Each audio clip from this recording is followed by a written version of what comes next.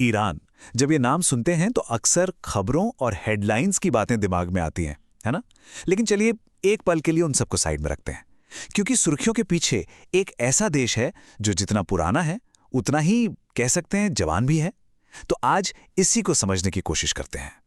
शुरुआत एक ऐसे फैक्ट से करते हैं जो इसके स्केल को दिखाता है। हम बात कर रहे हैं लगभग 9 करोड़ 20 लाख लोगों की। और सिर्फ लोग ही नहीं, ये दुनिया की सबसे पुरानी लगातार चली आ रही सभ्यताओं में से एक है। सोचिए, हजारों साल का इतिहास। तो सवाल ये उठता है कि आखिर मॉडर्न ईरान का स्ट्रक्चर है कैसा, ये काम कैसे करता है।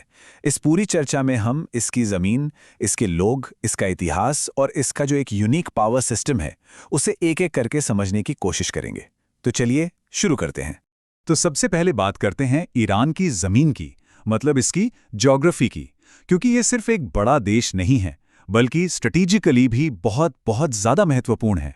जब मैं कहता हूं बड़ा, तो मेरा मतलब है सचमुच में बड़ा, लगभग 1.65 मिलियन स्क्वायर किलोमीटर।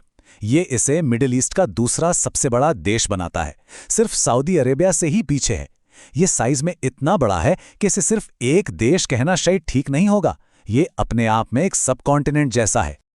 अच्छा, इसे थोड़ा और आसान बनाते हैं। सोचकर देखिए, ये यूनाइटेड स्टेट्स का लगभग छठा हिस्सा है, या यूं कहें कि अलास्का के बराबर। भारत से तुलना करें तो लगभग आधा, और इजराइल से तो करीब 80 गुना बड़ा। मतलब इसका स्केल वाकई में जबरदस्त है। लेकिन बात सिर्फ साइज की नहीं है। कहा जाता है ना, लोकेशन लोकेशन लोकेशन। ईरान के मामले में ये बात बिल्कुल फिट बैठती है।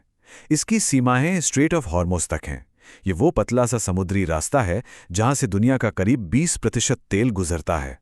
इसका सीधा मतलब यह है कि ग्लोबल एनर्जी सप्लाई पर ईरान की एक बहुत मजबूत पकड़ है। तो ये तो हुई जमीन की बात।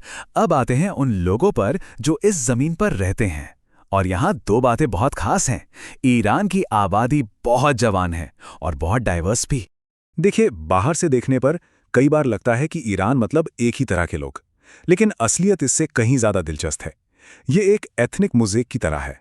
हाँ, पर्शियन मेजॉरिटी में है, करीब 61%, लेकिन यहाँ अज़रबैजानी, कुर्द, लुर और भी कई ग्रुप्स हैं जो सब मिलकर इस देश की एक अलग ही पहचान बनाते हैं।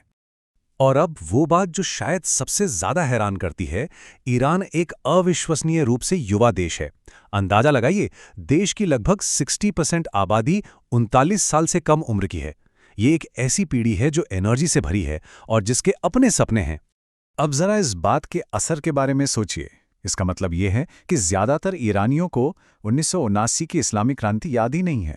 उन्होंने तो अपनी आंखें ही इस्लामिक रिपब्लिक में खोली हैं। ये एक बहुत बड़ा जेनरेशनल शिफ्ट है जो यकीनन देश के भविष्य को एक नई दिशा देगा। तो हमने जमीन और लोगों की बात कर ली। अब आज के ईरान को पूरी तरह समझने के लिए हमें थोड़ा पीछे जाना होगा, इसके इतिहास में, जहां बड़े बड़े साम्राज्यों की गूंज आज भी सुनाई देती है। देखिए, ईरान के लंबे इतिहास में 4 मोड़ बहुत अहम रहे हैं। सबसे पहले 550 ईसा पूर्व, जब पहले पर्शियन एम्पायर ने इसे दुनिया की एक बड़ी ताकत बनाया। फिर आया 1501, जब सफवी राजवंश ने शिया इस्लाम को देश की पहचान का केंद्र बना दिया। इसके बाद 1935 में पर्शिया नाम आधिकारिक तौर पर बदलकर ईरान हो गया। और फिर 1979, वो क्रांति जिसने राजशाही को खत्म कर सब कुछ बदल दिया और आज के सिस्टम को जन्म दिया। और यहीं से हम पहुंचते हैं ईरान के पावर स्ट्रक्चर पे, एक ऐसा सिस्टम जो काफी कॉम्प्लेक्स है, जिसे लेकर अक्सर कंफ्यूजन रहता है। मोटे तौर पर ये 2 पिलर पर टिका है। ईरान का पूरा पॉलिटिकल सिस्टम एक आइडियोलॉजी पर बना है, जिसे guardianship of the Islamic jurist या विलायत ए फ़कीह कहते हैं। इसका सीधा सा मतलब है कि देश का पॉलिटिकल गार्जियन यानी सबसे बड़ा संरक्षक एक टॉप का इस्लामिक स्कॉलर होना चाहिए। इसे आप एक तरह से धार्मिक एंगल वाले फिलोसोफर किंग की तरह समझ सकते हैं। इसी वजह से जब हम ईरान की लीडरशिप को देखते हैं तो 2 चेहरे सामने आते हैं। एक है सुप्रीम लीडर, जो सबसे बड़े पॉलिटिकल और रिलीजियस अथॉरिटी हैं, और दूसरे हैं प्रेसिडेंट, जिन्हें सीधे चुनाव से चुना जाता है।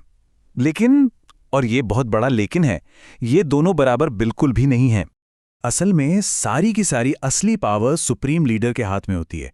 देश की सेना, जुडिशरी, सरकारी मीडिया, सब कुछ उन्हीं के कंट्रोल में है। यहाँ तक कि प्रेसिडेंट के चुनाव में कौन खड़ा हो सकता है और कौन नहीं, इसका आखिरी फैसला भी एक काउंसिल करती है जिस पर उन्हीं का प्रभाव होता है।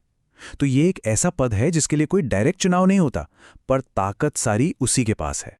अब सवाल ये है कि सुप्रीम लीडर को कौन चुनता है? तो कागज पर इसके लिए एक असेंबली ऑफ एक्सपर्ट्स है, जो एक इलेक्टेड बॉडी है। लेकिन मजे की बात देखिए, इस असेंबली के लिए जो उम्मीदवार होते हैं, उन्हें भी उसी काउंसिल से अप्रूवल लेना पड़ता है जिससे सुप्रीम लीडर इन्फ्लुएंस करते हैं। तो ये एक तरह का सेल्फ सस्टेनिंग सिस्टम बन जाता है। तो आखिर में हम क्या देखते हैं? एक तरफ है हजारों साल पुरानी सभ्यता और दूसरी तरफ है उसकी एकदम युवा आबादी। एक तरफ है एक बहुत ही कॉम्प्लेक्स पावर स्ट्रक्चर जिसकी जड़ें बहुत गहरी हैं। ये सब मिलकर हमें एक बहुत बड़े सवाल पर लाकर छोड़ देता है कि इस अनोखे देश का अगला चैप्टर क्या होगा।